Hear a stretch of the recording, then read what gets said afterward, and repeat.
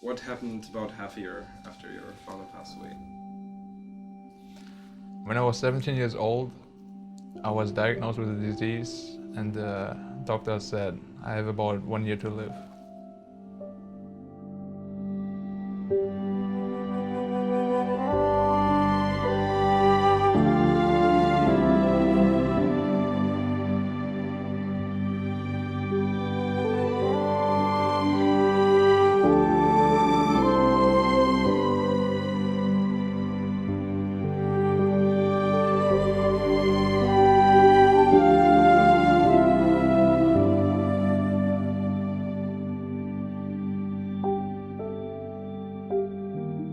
I was born in Marburg and grew up in Stahlendorf, in Germany, of course. I always liked to listen to music, do sports, football, frisbee, badminton, all that kind of stuff. And of course, video games, which I was introduced to at the age of 6 by my father. My brother and I, we have like a very close relationship. I can entrust him with most things and he won't really judge me for it.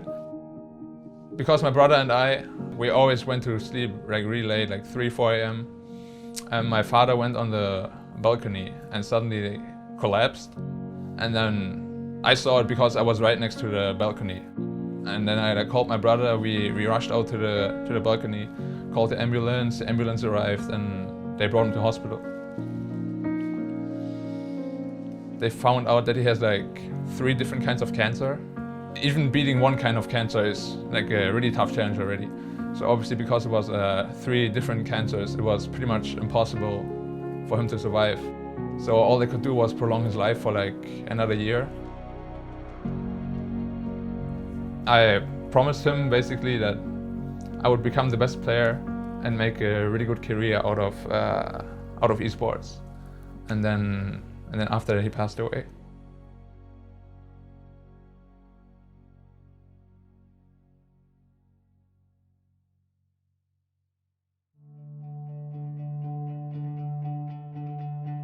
Half a year after my father passed away, I felt really bad. I felt like I had a really long flu and like a really long cold as well. I just felt like really uncomfortable all the time and I really didn't know what was wrong. So I went back to the doctor and basically he diagnosed that I had a very rare disease, which is called the non-Hodgkin lymphoma. And because it was pretty advanced at that stage already, the only real treatment was to get a bone marrow transplant.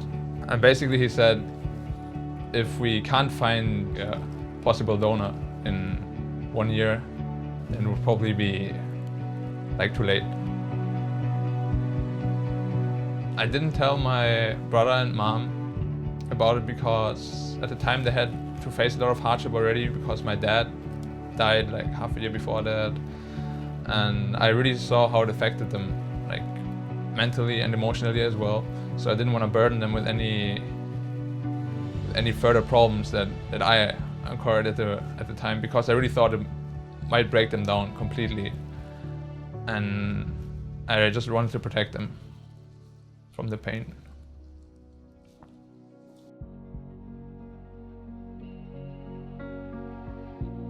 Even in that year, obviously I didn't know I would find a donor in time.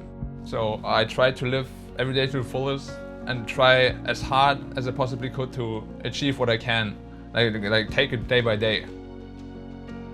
When I found a donor, obviously I just bursted out in happiness. It was like the first time I was ever really happy to go to the hospital, I think, in my life. As time passed on, I felt like I'm more vital than I was before I had the surgery. Like when I did sports, I would run faster, I would be able to lift heavier stuff when I went to the gym. Just all around it felt like a body upgrade. That felt really amazing. I started to run marathons, just basically try to overcome my own limits. Once you overcome your own limits, it's kind of like breaking a barrier. And after you broke the barrier, you feel like you can accomplish so much more than you could before.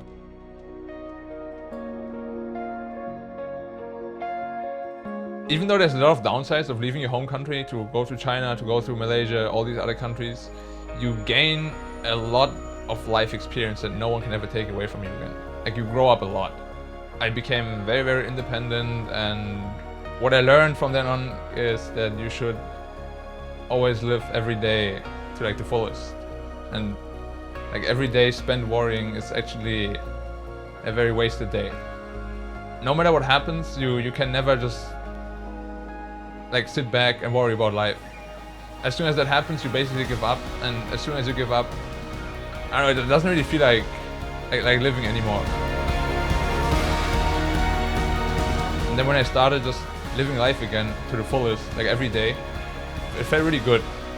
You feel happy again, you can actually start achieving your goals again, you can set goals that you didn't have before. So I think the most important part is really that you never ever give up on what you really think you should be doing. Definitely never ever give up on life if something tough happens in your life. You always need to get back up and start fighting again.